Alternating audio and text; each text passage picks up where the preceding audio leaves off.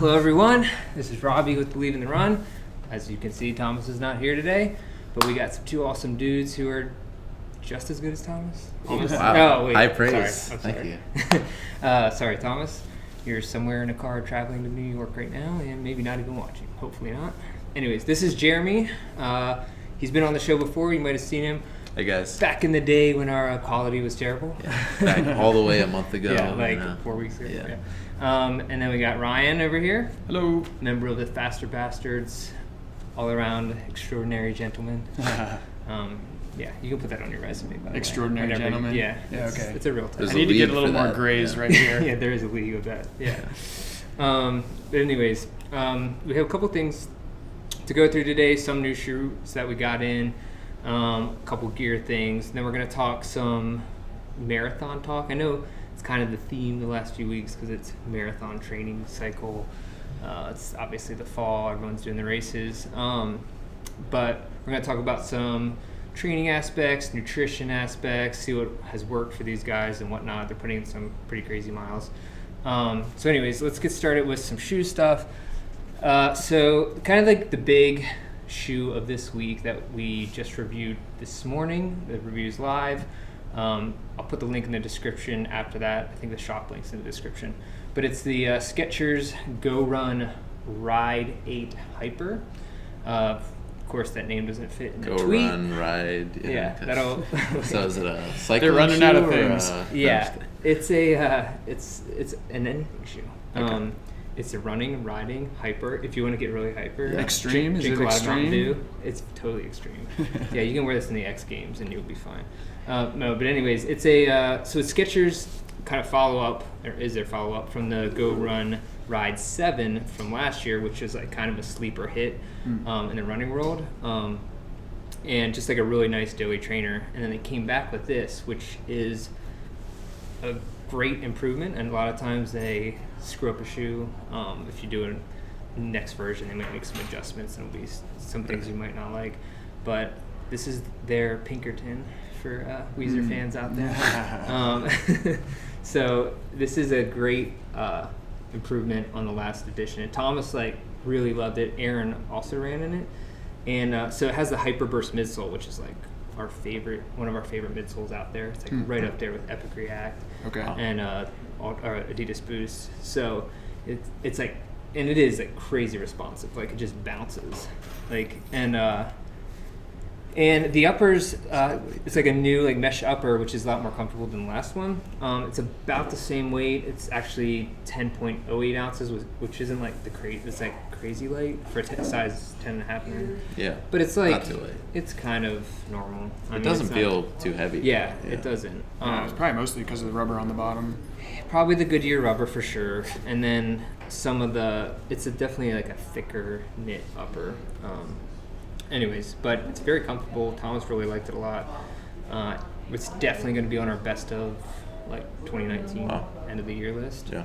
So Just sort of an everyday trainer, you think? yeah, just like everyday daily trainer. Getting the miles in. Yeah, and just keeping your legs feeling fresh. Cool. And it actually is on sale. I think in the next couple. It's on for pre-sale at Running Warehouse, and you can shop that in the description below. And I believe it starts shipping sometime this month, so next couple weeks. Anyways, so that's a good one. We also reviewed the Skechers. Here we go. GOrun Speed Trail Hyper. Trail is spelled TRL though. But that was no vowels allowed. Yeah, no, you can't do that. It's basically like a startup company in Silicon Valley. We're not allowed to use the vowels. Turn a couple letters Or an backwards indie band, in there. churches. Right, there you go. No Churches. vowels. Exactly. So anyways,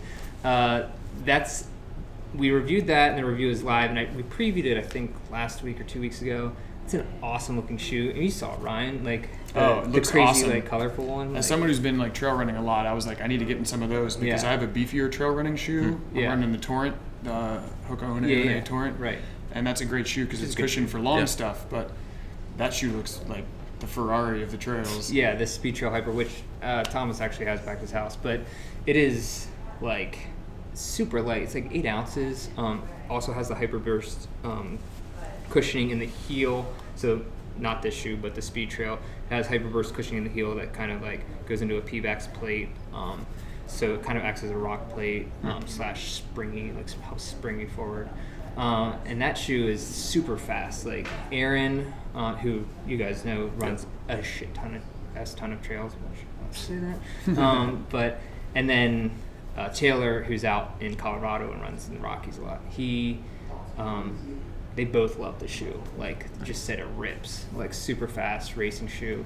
And he had some problems with the Goodyear outsole in that, but it might be. We're actually going to be testing another version because it might have been like an early version that was a little. Was it on like not as slippery grippy. rock or something? It was so it was like on wet rocks, which obviously no shoe is good on wet rocks. On but he said even just like running across pavement that was wet was a little slippery. But Gotcha. But we also had someone comment on the review that was like said they just used that shoe for the Barkley Fall Classic, which it's pretty gnarly out there. Yeah. So they said it was like the most favorite trail shoe they've run. Wow. So, Oh wow. So I don't know. But anyways, so that's also on pre-order. It's coming out this month as well. But you can pre-order it at Running Warehouse. So that was a really solid shoe. Check out the review on believeintherun.com or head over to Instagram for other looks at it. As far as gear reviews this week, we have we got some buff action going on. Oh, it's getting to be buff season. It is buff season, so it's like it's only 90 yesterday, 2 days ago. Yeah, it was like 60 today. It was nice today, but like 2 days ago it was basically the middle of July here. But so we got like some buff headgear and some neckwear, and I personally love the buff. It's been one of my favorite things to run with in the dead of winter because it's so versatile. You can turn it into like a balaclava. You can turn it into a face mask, a hat, a headband, whatever. Yeah. And this one's really cool because you can see like it has. Is it perforated? No, it's reflective. reflective. Oh, cool. So it's 360, like the whole way around, reflective. But you know how most reflective stuff looks like super douchey. Like this is not, actually yellow neon. Right. Entirely Yeah, coated. exactly. You're not about to run the Tour de France. Right. As I said, and you would appreciate this. You look like a Gemini era astronaut, like head to toe in silver. Yes. I look insane.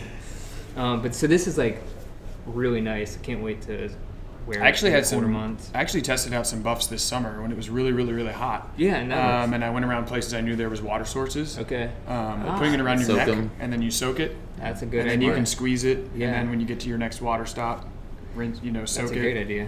And then you could also use it to kind of guard you from the sun. Well, and it gives you that sun protection. I think it's like some crazy UV rating. I'm like, good enough for me because I don't wear anything. Yeah.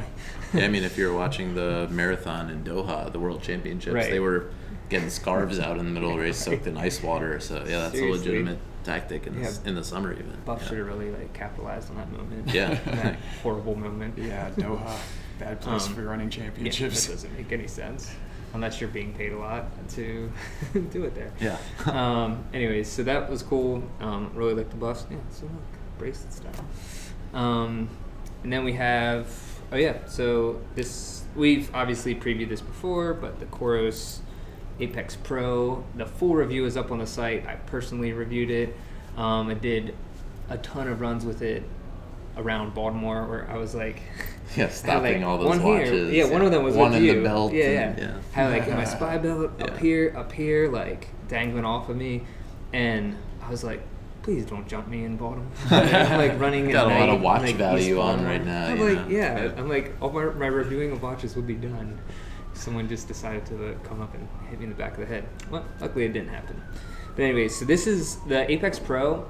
I have to say this is my favorite Coros watch I reviewed, which has been the third one. So this is in the middle range. It's $500, which is kind of a lot, but I wish it was a little bit cheaper. Yeah.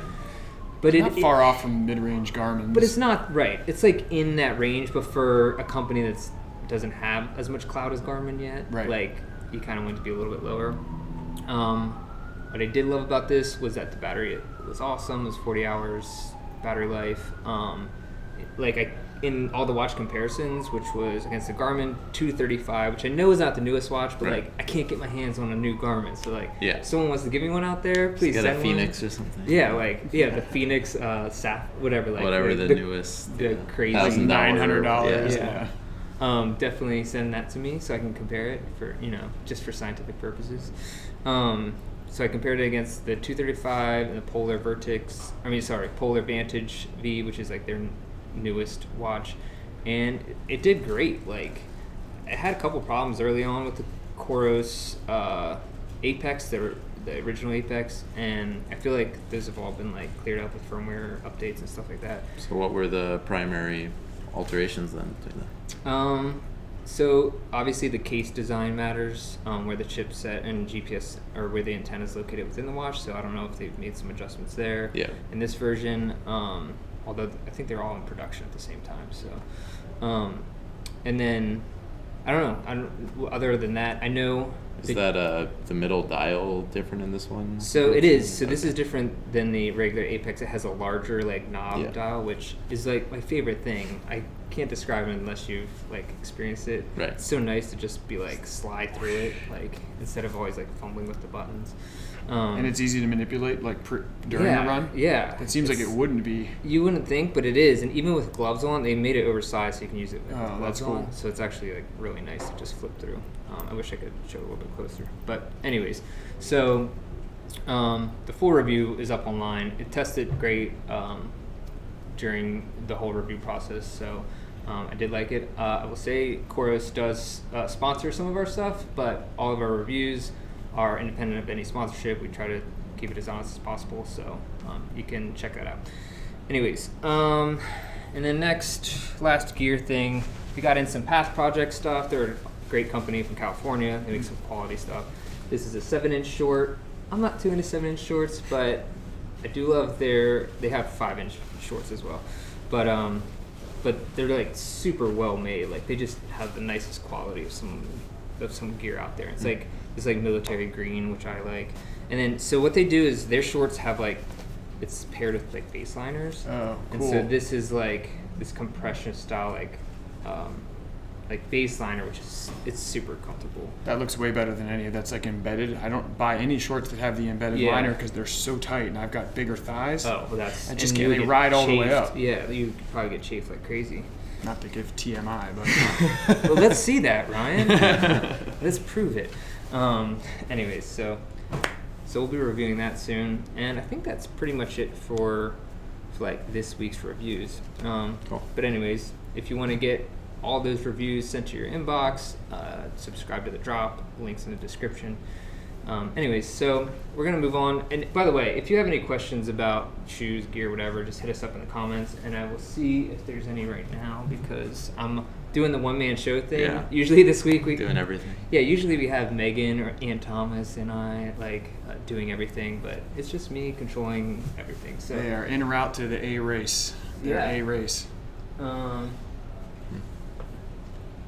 So Cody asked about the Speed Trail Hyper, that he asked if the lugs are short, and they are. And that was kind of one of the things I was concerned about, is that they're only like, I want to say like 2 millimeters, maybe 3. So there's pretty like shallow lugs.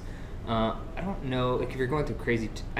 Here's the thing though, they're not meant for crazy technical terrain. Like it's an 8-ounce shoe that's meant to like rip it. So you're obviously going to want to look elsewhere if you're going through some heavy technical stuff. Real intense. But I think for the most part, they should be able to handle it well. Is there a plate in them? So that plate, that P-Bax plate that's kind of like runs from the midfoot to the front, is like it's like doubles as a rock plate slash I don't know, springboard in a way. Yeah. So but yeah, because I think in the review we actually said that it doesn't have a plate, and we had to correct that because it serves both purposes. But anyways, Jarrett's commenting for some reason. Hi, Jarrett. We miss you. Anyways, so let's do a little bit of marathon talk. We got some big races coming up. A lot of our friends here in Baltimore in the Faster Bastards running group particularly are running the Wineglass Marathon in Corning, New York, which is on Sunday morning, and including Ryan. So this has been like a goal race for a lot of our friends and people that we know. Right. And so maybe just talk about maybe how it came to do the Wineglass as your race, and also how you've been training, what's different, how you're feeling about it and everything. Yeah, so I've been training for like 7 years with this group. I work at NASA down in Greenbelt, and we have a running club there, and they're pretty hardcore with ramping up for spring and ramping up for fall races, and I did that for about 6 years. And then I decided this year I was going to run an ultra, which was kind of like outside of their purview. So I just kind of... Because before you've only run like half? Mainly halves. I'd run like 2-3 halves a year. Well, you said you've done a full previously, right? Done a full, but that was like 2007, kind of bucket list, drunken bet, like I'm not going to let that guy do one and not me, you know. So I did the ultra just kind of on my own. It was super awesome. And then afterwards, I saw the Faster Bastards signing up for Wineglass, and I was like, well, I just did 31 miles and 4,500 vertical feet. Yeah. I'm going to sign up for a marathon, forgetting that, you know, that training is going to take place in July and August in Baltimore. Yeah. So it's been a hot year. Yeah, it's been super hot. One of the hottest on record. Didn't you tell me there was like how many days over 90 degrees? So the average for Baltimore a year is 36 days, or it hits 90, and this year apparently it's at like 60 something. Oh my gosh, so it's almost double the amount of days. That's crazy. Anyways, that's been your training cycle. Yeah, so I went about it just saying like, you know what, I'm gonna just have fun with this. I'm not gonna go through a normal training regimented every week, you know, intervals, tempo, this, that. I just basically went on my Google Calendar and was like, okay, it's July, I should do 15, 17, like 18, 20, like did my long runs. And then I got to this fitness level where I realized, oh wow, let me try to throw some tempos in the middle of these long runs. I lost some weight. How did that happen? Because you weren't like, it's not like you were. Yeah, I was in fit shape. I was like 173. Yeah. I'm a 5'11", so that's, you know, pretty standard. But now I'm down to like 160.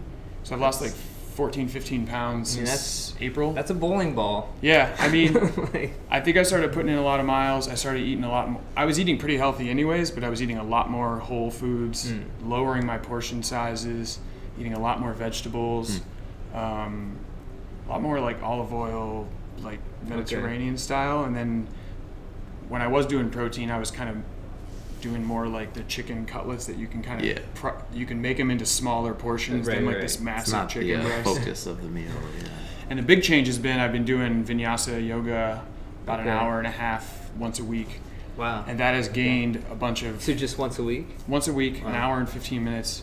Which essentially turned into hot yoga this summer because by default it was 95 degrees. So is it outdoors? It's indoors, but they keep the windows open. Well, that'll do it. And so that really like added a lot of lean muscle mass to me. And I think at that point it just started falling off. It was just kind of like I got to a weight actually where I was like, I need to gain some weight because this is a little too low. And no matter what I ate, everyone's like, oh, I feel real sorry for you. You're losing, can't gain any weight. I'm like, I mean, if you want to take off your shirt or let you, I might have been promised a bonus if it happens. Oh, really? I'll give you half of it. Certain parties involved. There we go. Count it. Thomas, give me that bonus. But yeah, no, that's amazing. Because I remember I hadn't run with you for a little while, and I saw you, like, we went trail running, and I was like, okay. You look insane. And I think that might have been the point where it feels good. Well, I also turned 40 this year, so I'm like, if this is 40, bring it on, man, you know? Yeah, like, it's great. But the new 30. It made things much easier when you lose a little bit of weight, gain some muscle. Yeah. And then I was like, oh, let me see what my body can actually do. And without having the pressure of this schedule, this training regimen of like, oh, on Tuesday I got intervals. I was like, let me just see how my body feels. Yeah. And let me push it. And I was thinking about this morning too. If you've got like a tempo that's like, okay, I'm going to do a 6 mile tempo. Then you get to 6 miles, you're like, okay, I'm done. Whereas I was like, let me just see how far I can push this tempo. And then I was going out like 10 miles a tempo. And then I was like, oh, okay. I love it. Let me just see till I fall apart. It's like against every actual training plan. Right. And I think some of my running buddies at work are like, sometimes wait a minute. People overcomplicate these schedules. But that is true. Like if you feel good and you're just sometimes you just got to capitalize on how you feel. And you have to run how you run. Like, not everyone's meant to run like, here we go, this is the time. Right, and I think sometimes you can overtrain yourself and get injured with that too, because you're like, my schedule says Tuesday I'm supposed to do 7 1Ks, that's totally true. and my body is totally cranked, Whatever Dude, I've gets been you there. to the start line healthy and keeps you consistent is really I mean, if you can do that and train harder, theoretically it's better, of course, but like the main thing is the consistency, right? Right. Yeah. Well, like, so Jeremy, how has your training been kind of through? I mean, you've been training, and we talked about this a little bit on the show before, but you're training for the California, your A race is the CIM in Sacramento. Yeah. In December? December 8th. Yeah, December 8th. So that's, we got, 9 weeks left? It's about 9 Something weeks, like that. yeah. So this weekend will sort of mark the halfway in my 18-week sort of special training block. Although it's not like I was, slouching prior to August. I was still running probably 100 miles a week or so in the summer. But okay. Yeah. So it's not like I was just screwing around, but Yeah. sort of not as dialed in on long runs and workouts. So it's a little bit different, but you do have you have more structured workouts, right? That you adhere to? I do. So at the moment, I'm trying to stick to sort of a Tuesday, Friday workout schedule, where Tuesday will be my big, generally an interval workout. Friday will be more of sort of a tempo or progression run kind of workout, and then Sunday will just be a long run. So those are sort of the 3 big quality days of the week. And outside of that, it's all just getting in miles, getting in strides a couple days, getting in hill sprints one of those days. Nice. Sort of the essentials for the week. Are you doing doubles pretty much every day on your easy days? It's essentially I'm doubling every day right now. So it's just, I mean, not every day, but it's somewhere in the 5 to 7 per week right now. Okay. So And then do you take any days off? No. Okay. No. When was the last day you took off? I don't know. I'd have to check. I think I took one in like July or something. Wow, I want to that's say, wild. yeah. So how are you feeling as far as body, physically? It's, you sort of like oscillate a Yeah. lot during this kind of thing, which this is now like my 3rd, I would say, like intense training cycle where I've sort of pushed hard and done a lot of workouts and long runs. Okay. So I feel like I've sort of learned through those processes there are going to be some days and weeks where you just feel awful. Yeah. And like that you're done even. Like Yeah. sometimes, it's been a couple times this cycle already where I'm like, oh, like this hip or whatever, or geez, like it's over. And we should say you're trying to get, your goal is to get OTQ. That is the goal. Yeah. Yeah. So 219 Yeah. is the goal. So it's 518 per mile, and Yeah. that's Don't still know a what long that way to means. go training wise to get to that, but And still improving. No, that's awesome. And so what's going to be your peak mileage week? Yeah. Exactly. I mean, I've hit a few weeks that are right around 130, like high 120s right now. Okay. I think I'll probably end up having a couple weeks around 140. Okay. Wow. It's not like I don't have a strict mileage per week plan right now. Like I have a minimum threshold. I want to hit a 14 hours run a week, so about 2 hours per day on average. Okay. So as long as I'm sort of over that, that'll put me around 120, and it's really more consistency, just keeping the mileage high and hitting the workouts each week. And Nice. if I can get a couple big weeks, great. If not, it's not the end of the world. Cool. So probably around 140s Okay. will be the peak. Yeah, that's amazing. Anyways. That's double my peak week and then some. Right, exactly. Well, like one of the things I also wanted to ask you was that I know like last year you were more bulked up because you used to do some weightlifting. Yeah. And I know you've dialed that back, right? Yeah, Definitely. almost completely at this point, sadly. Okay. but- Because you have I noticed you thinned out a lot as well. 'Cause Yeah. You were a lot more, I think, more upper body Oh, yeah. strength for sure. Yeah, it's mostly gone by now, Yeah. for sure. Do you there's think- still some remnants. So what was your reasoning for that? And do you think that's made a difference?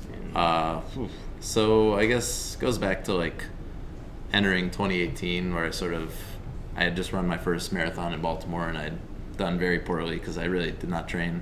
So that's sort of my goal for 2018 will be run a Boston qualifying time in the marathon and hit the 1,000-pound club in bench press, squat, and deadlift between the 3. So with the So I was weightlifting, was this just this is something you like to do? I was I was getting pretty into weightlifting through 2017. Okay. So at that point, 2018, I was running 40 miles a week, I would say, training for my second marathon, where I ended up running 3 flat. So that got the BQ out of the way then pretty early in March there, and I was lifting 5 times a week. So Okay. it was pretty intense. Honestly, that level of running and lifting combined is like not too far off from the like training load. I feel like now just running all this. Okay, that's interesting. It's like a lot of time because you're spending 75 minutes a day in the gym or so like lifting. That's a lot. A large portion of your awake time. Yeah. Outside of work, so you have full time. Right. Or in your grads or. Yeah. Your grad Yeah. So I'm in a research lab. Yeah. Yeah. So, anyways, that's insane. But like, it's definitely cool to hear like. Yeah. So yeah, after that marathon, I sort of prioritized. I was like, I like lifting, I like running, you know, but I like running more. So I'm gonna dial back the lifting a lot, and sort of went from 5 days a week to 2 or 3 days a week to like 1 day a week, and now it's like maybe I'll do upper body once every week or two now. Like it's kind of sad, but just like to maintain a little bit. Yeah, just like keep my vanity and ego stroked there a little. Gotcha. But yeah, that's sort of been the timeline of all that. Yeah. Cool. And then, anyways, so I did want to ask you a little bit about like since this is a shoe review site and shoe channel, what shoes are you guys racing in during your fall races? So do you have your shoes, Ryan? Yeah. Okay. So I'm going in these beautiful gold and red. Yes. Going for the literal gold on Sunday. These are the Nike Epic React 2s. I actually bought some custom ones, not realizing they were the ones that I was gonna run in, and then the laces are really thin on the ones, and they were starting to chafe. Oh, on the first version? My foot on the top. Yeah. I had the same. So I'm still using them as a training shoe, but I was like, I don't want to mess with that. Yeah. And I know Reacts are kind of a light shoe anyways to be running a marathon in. Yeah. I thought about switching to a firmer shoe for the marathon, but by the time it got to be within 3 weeks, I was like, I don't want to mess with anything. My 20-mile runs, they were fine in the Reacts. I didn't notice anything. The next day, my legs felt fresh. So I bought these new. I ran in them 3 or 4 times this week, and they're right out of the box. My dress rehearsal on Tuesday, they were totally fine. Yeah. Well, I was like, that was my marathon shoe last fall, and it was like, perfect. Like it just this color too? Not that. I had. It was the one. Okay. But I probably put on most miles this year in that exact shoe, the golden. Yeah. When I started with the Reacts, they took me a little bit to get used to because there's a lot of this type movement. I had same. So here. the lower calf took a bit. Yeah. But once I'm used to it now, it's like I don't want to go back to any other shoe. I used to be a Convara maniac. Yeah, that's right. But now I'm like, these things are just much faster. Light, comfy. They just spring off so much better. I honestly was thinking about it the other day, and I was like, when I was wearing it, I was like, this is like my ultimate favorite shoe. I need to like stock up on a couple more pairs before they inevitably change and go away. But anyways, that's awesome. So I'm really stoked to see. Yeah, I'm looking forward to working on these. There's supposed to be maybe some rain, and these get a little slick if it's tricky. Like a light rain. Yeah. That it is true. But I feel like once you've got like 3 or 4 miles in, like for some reason they loosen up or something, or the grip gets a little grippier. Yeah. Well, and at least you have, since they're pretty new, you still got the rubber and everything. Right. Yeah. So it should be good. So I love this shoe. Which they have more rubber than the. I was gonna say this looks like more than the first. Yeah. The first one is very it was kind of a weird rubber. Yeah. For some reason, the 2 feels, even though the bottom hasn't been changed at all, because of the upper maybe changes, it feels more stable. I agree. The turns used to be a little bit wobbly. They actually are wider in the midfoot than the one. Yeah. Okay. So that's that was the one nice improvement they had on those. Yeah. So I'm looking forward to putting these through its races, its paces. I'm excited to see what happens. All right. So Jeremy, what are you? Oh, you have a bag of. I brought a whole assortment, but I mean, the only real one is Santa Claus is coming to town. This is good enough here, y'all. for now. I mean, just like the majority of people these days, I'll be racing in Vaporflies. I'll take those.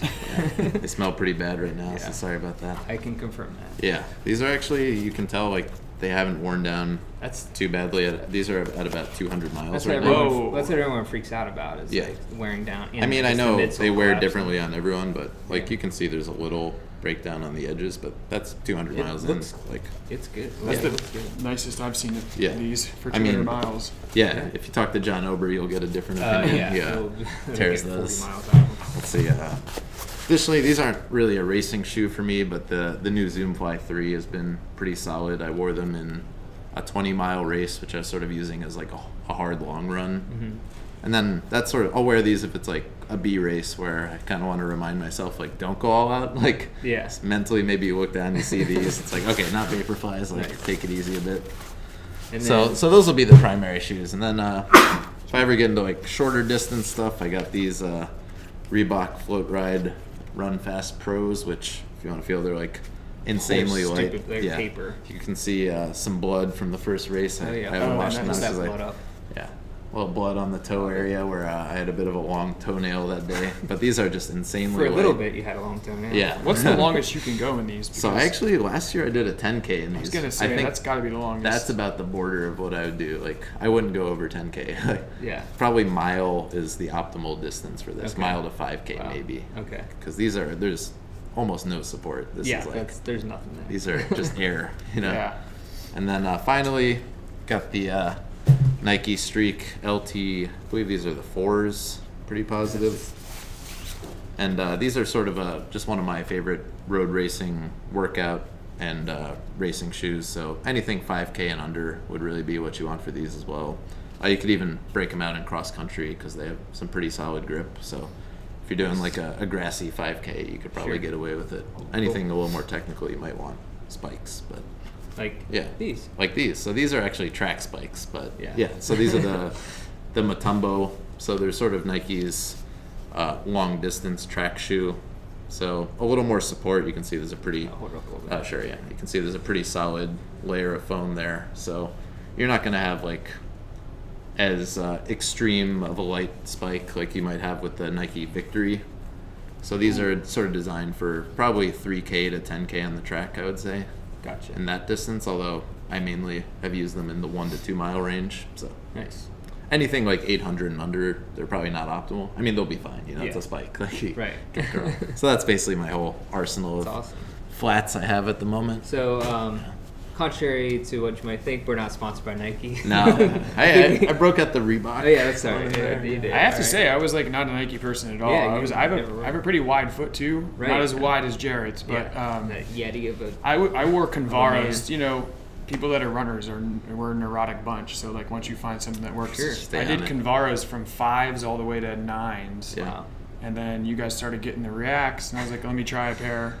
And it took me a bit, but once I got into them, they just got so, I don't know. They've I felt the same thing because I even I love Nikes, and even the React for the first probably 6 months or maybe 3 months I was like not feeling them, but I just kept wearing them because I was like, shit, I paid like $130 for them, and this is before like I was getting shoes or anything, and so I just kept wearing them, and I don't know, fell in love with them, and I think the general consensus is the work that Nike's put into the Next Percent project has really trickled down to the rest of their shoe line. Yeah, I mean, they definitely have attracted a lot of attention with all their racing shoes, and you Right. can't argue with the results currently that Right, I mean, everyone's having in them. there's something about the foam in the React, and I'm not like a foam war type guy, but like the Convara GOrun, like those are great shoes. They don't have any response at all though, and I would feel it my long runs in the next day. Yeah. With the Reacts, like the next day, like Yeah. I did a 20 miler, and then the next day I did, 8, and I thought my legs were going to be trashed because I was doing like 650 at the end. Yeah. And they were totally fine. yeah, I think the GOrun is kind of like, no pun intended, maybe run its course. But I think I don't know, I think for what it was, a few years ago, it was pretty solid, but I think it might, with the choices out there, I think there's, like we talked about, like the Hyperburst with Skechers, the Float Ride with Reebok, like we love the React foam, and the Boost has been pretty solid. Probably can use an update on that as well. But Those are the two brands I really want to try. Is Reebok, I can't believe how they've come out of nowhere. I wish they would put more money into the running division because like they have been making some great product, but it's just there's no marketing or anything. It's like nobody cares, and it's crazy how cheap they are. Right. You can get the Float Ride Energy for like $65 right now. It's a solid deal. Yeah, that's worth just picking up and trying. Yeah. So there are a couple of questions that people have. Yeah. One is, do you know of any reflective compression socks? Most of my running is night, early morning with no street lights or sidewalks, so more reflection better. I personally don't wear compression socks. We might be reviewing some compressed sport gear, which you might want to look into. They make some excellent stuff with, I'm pretty sure they have some reflective elements to them. As far as I know, we were talking about the reflective stuff with Buff, and I don't know. I can't think of any socks right now. I haven't seen any, but that's a good idea. I've never really tried compression socks. There's so I got to can't be really some speak out to there. it. I'm sure, yeah. But definitely look at Compress Sport. They have some really nice gear that I hope we get to try out. And I'm not even like a compression person. They have other products that aren't compression as well. And then someone asks, and this is probably best for anyone really, but any tips for nursing an injury while in a taper period?